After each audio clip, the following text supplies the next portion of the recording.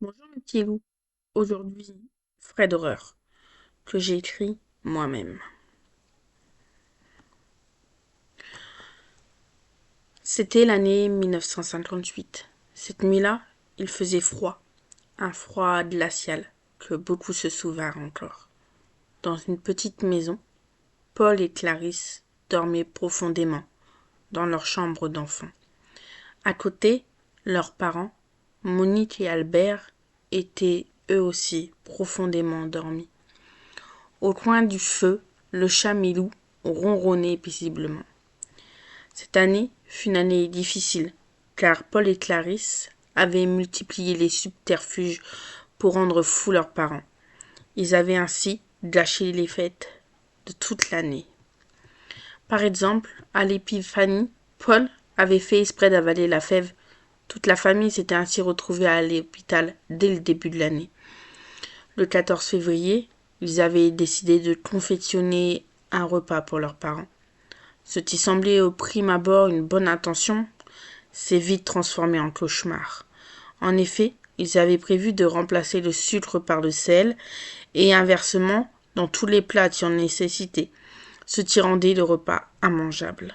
Un mardi gras, Clarisse a décidé de multiplier les sucreries et les choses grasses et eut une crise de foie gargantuesque. À Pâques, leur bêtise prit une autre tournure, plus grave, plus macabre, plus sinistre. Ainsi, ils avaient remplacé tous les chocolats par leurs excréments. Durant la fête des mères, ils ont fait exprès d'oublier et leur mère ne reçut aucun cadeau et ne fut même pas célébrée. Durant la fête des pères, ils décidèrent de l'insulter toute la journée, ce qui gâcha indéniablement cette journée. Durant les vacances, ils décidèrent de s'éloigner sur la plage et firent semblant de se perdre. Leurs parents, alors affolés, avaient alerté les sauveteurs. Ces derniers les avaient retrouvés en train de déguster tranquillement une glace et de siroter un verre d'ice-tea. À l'anniversaire de Clarisse, Paul décida de casser tous les cadeaux qu'elle avait reçus, et pour se venger, Clarisse en fit de même à ceux de son frère. Pendant Halloween, il trouva une bêtise tellement affreuse qu'il ne faut mieux pas la nommer ici. Tout ce que je peux vous dire, c'est que c'est en rapport avec le chat, sa queue et un ciseau. Ils furent alors punis pendant tout le mois de novembre et aussi de courses aux bonbons, qui fut remplacée par une visite urgente au vétérinaire. Mais ce soir-là était un grand soir, puisque c'était le réveillon de Noël. Ils attendaient leur cadeau impatiemment sous le sapin pour le lendemain et avaient décidé de se calmer. Mais avaient-ils vraiment mérité leur cadeau? Cette même nuit, à l'autre bout du monde, un homme rondouillard, assez gentil, avec une longue barbe blanche, habillé en rouge, préparait son départ avec des petites êtres très étranges qui s'affairaient à emplir sans arrêt son traîneau.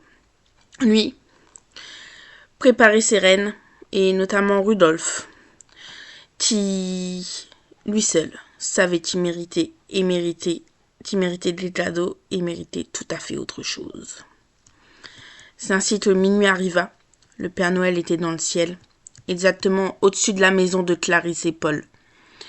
Il savait ce qu'il devait faire. Rudolph le lui avait dit. Il pensa que c'était malheureux, mais qu'au vu de leur comportement tout le long de l'année, ce n'était en fin de compte que tout ce qu'ils méritaient. Il entra donc dans la maison. Il fit sortir le chat qui était innocent et ne méritait pas ça. Il but son verre de lait et mangea ses cookies avant d'entrer dans la chambre de ses enfants. Alors, il les saisit par les pieds et les fourra dans son sac. On n'entendait pas les enfants qui hurlaient à la mort, car le sac était magique. En effet, il étoffait les bruits des enfants. Il entra alors dans la chambre des parents et changèrent leurs souvenirs comme s'ils n'avaient jamais eu d'enfants. En effet, ce soir-là, Monique et Albert ne revirent jamais leurs enfants. Et jamais plus il ne s'en souviendra. Il effaça tous les souvenirs des autres personnes, ainsi que les photos, les cadeaux, transforma la chambre des enfants en cagibi, et enfin fit revenir le chat, en lui insufflant dans l'oreille de ne pas être malheureux pour ces petits monstres. En effet, On ne pouvait pas effacer la mémoire des animaux.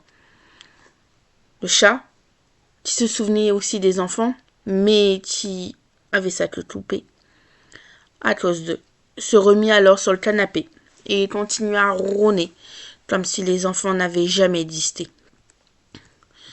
Il finit sa distribution de cadeaux et de capture des enfants au passage. De retour en Laponie, le Père Noël entra alors dans une pièce étrange, lugubre et macabre. Au centre de cette pièce trônait une étrange machine où un liquide verdâtre ressemblant à de l'acide bougeait à l'intérieur.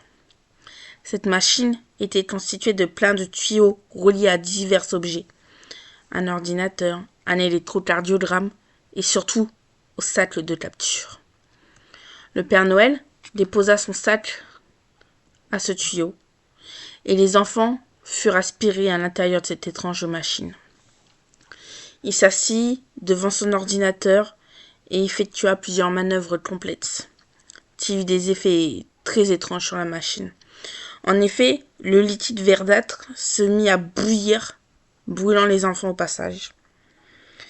Et lorsque l'électrocardiogramme cessa de fonctionner, ces enfants se transformaient en une chose petite et visqueuse.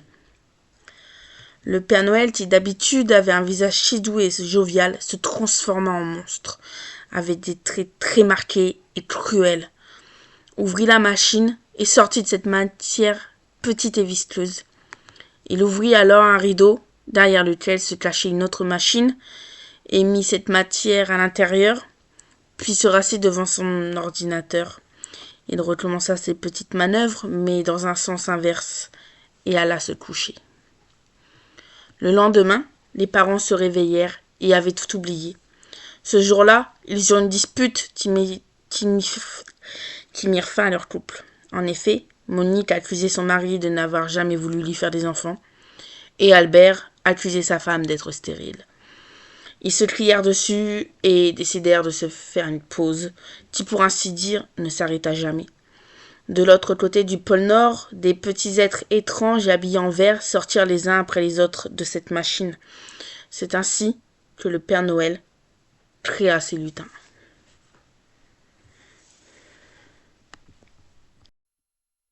En espérant que cette histoire vous a plu, voilà mes petits loups. À demain pour une vidéo sur les préparations au concours pour le CRPE, sur les épreuves orales.